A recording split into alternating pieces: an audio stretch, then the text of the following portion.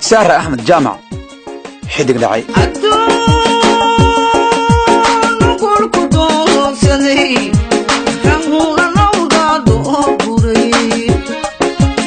afartii abriil 2018 shacabka Soomaalida ayaa waayay gabadhii lagu naanaysi jiray quruxdii fanka Soomaalida xubadu ma dhahane abar xalfiya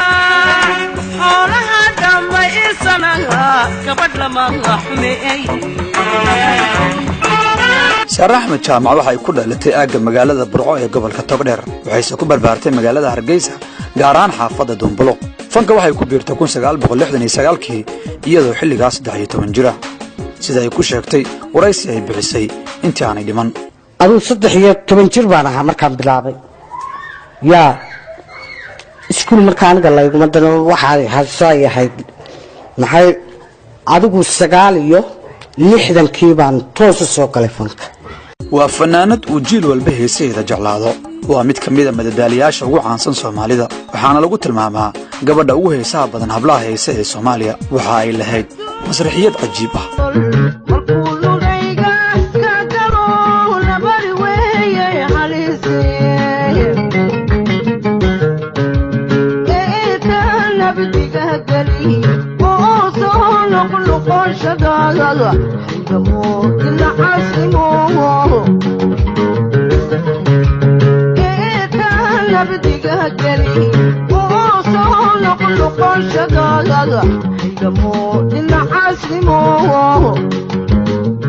محمد نور قريق ayaa ahaa fanaankii ugu horeeyay oo Sara Ahmed la haysto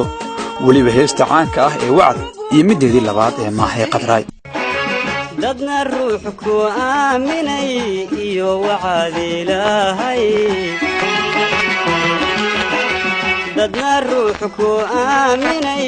iyo wacd ilaahay midna lama ilaawe hahalay min aaya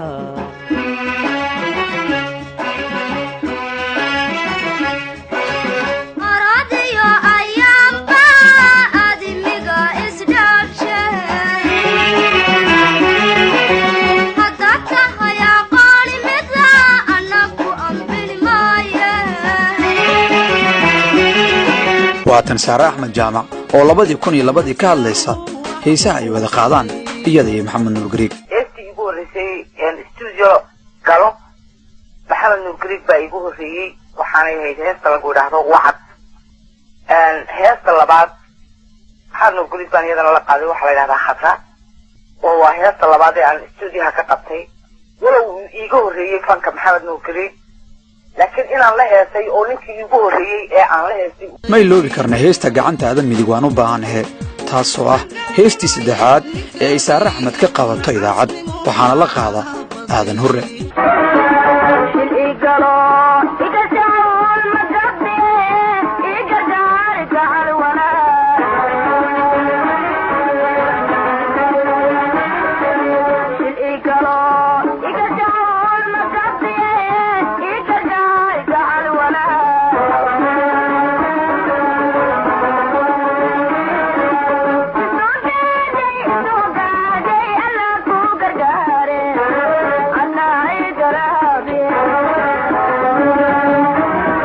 أبوان أحمد سليمان بدي أيها عريه هيستي ugu horeysay oo ay qaado Sara Ahmed waxaana laxan ka saaray Maxamed Aadan Dacar Sara Ahmed Jaamac waxay ka soo muuqatay riwaayadaha ugu caansan fanka Soomaalida sida Waraf iyo Shimbira war isuma hayaan Jaaliya Jacayl Galasha garab weyd hadsamo la gaarin galbeed waa la xoreeyay nin qasbay jacaylka ma loo quuri karaa dab jacayl kari waaye iyo kuwa kale badan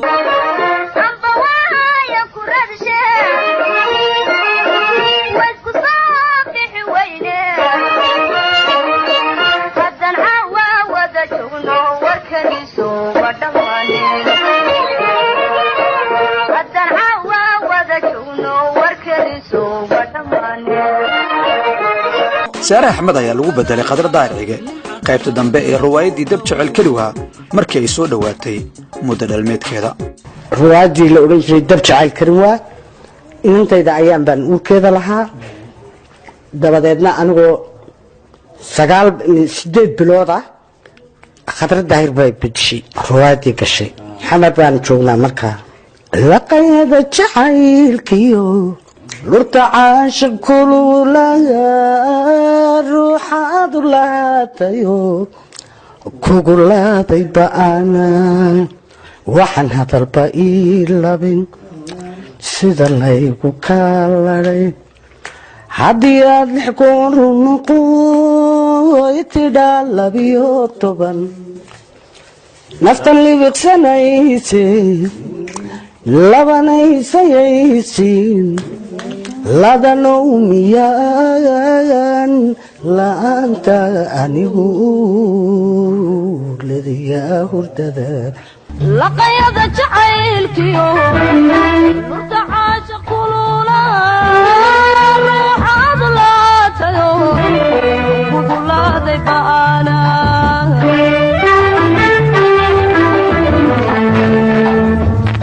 waxaan hadalba ii labin sida laygu kaaladay haddii aad 6 goor noqo itidhaa 12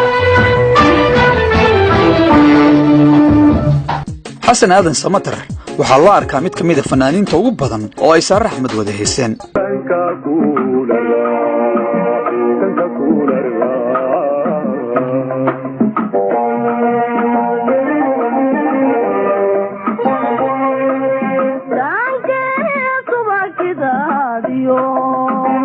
dumalbadhiidi lagu shubay oo isabada ceelkiyo dohaduu tahay agtiiso haddaba samatar wuxuu ka warramayaa waxa ay saare axmed uga duwaneyd hablaha kale ee fanka waxay kala duwaneed saare cod ahaan way kala duwaneedoo waxay ahayd iyada iyo magool iyo waxaa dhihi karaa hablihii soomaalida guureeya codka ugu khatarsanaa ugu cod macaanaa iyo dalla dhaqanka iyo aktarnimada xagga masraxiyadda iyo sida wax loo gudbiyo fanka way aad bay uga duwanay saare macnaha way ka muuqatay hablaha fanaaniinta soomaalida qoraaboobo yuusuf ducaale ayaa ka warramaya xilligii uu bartay saare axmed jaamac saare axmed jaamac aniga waxaa igu horreysay 72 meelahaas habeen riwaayadii jeel iyo jacayl laga dhigayay sinima Oktoobar anoo qurbaha ka imid berigaas araggeeda igu horreysay dee muddo badan oo ka horreysana way heesaysay muddo ka horreysay badi heesaha ay qaada saare axmed waxaa curiyey abwaaniinta axmed saleemaan bide cabdiqays maxamed cumar huryo iyo xasan ganey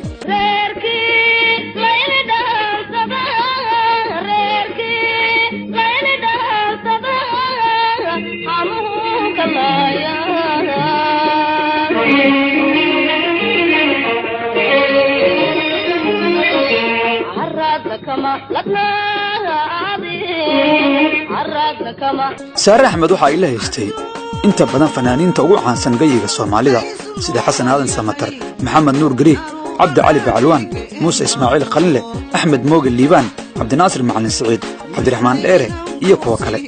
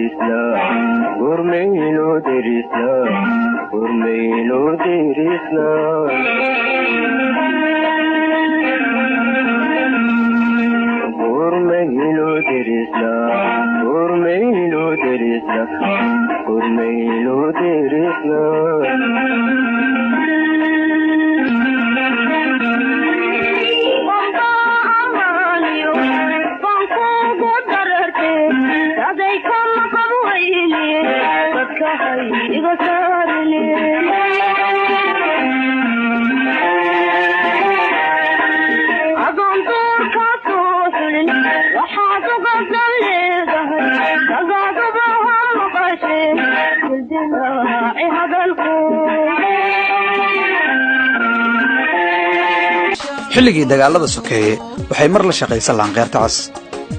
saare axmed jaamac waxay ifka uga tagtay 11 caruura waxayna baaqi ku ahaan doontaa qulubta qof walba oo Soomaali ah badbangalay allayne badbangalay iyo baaxad sooro wanigan isoo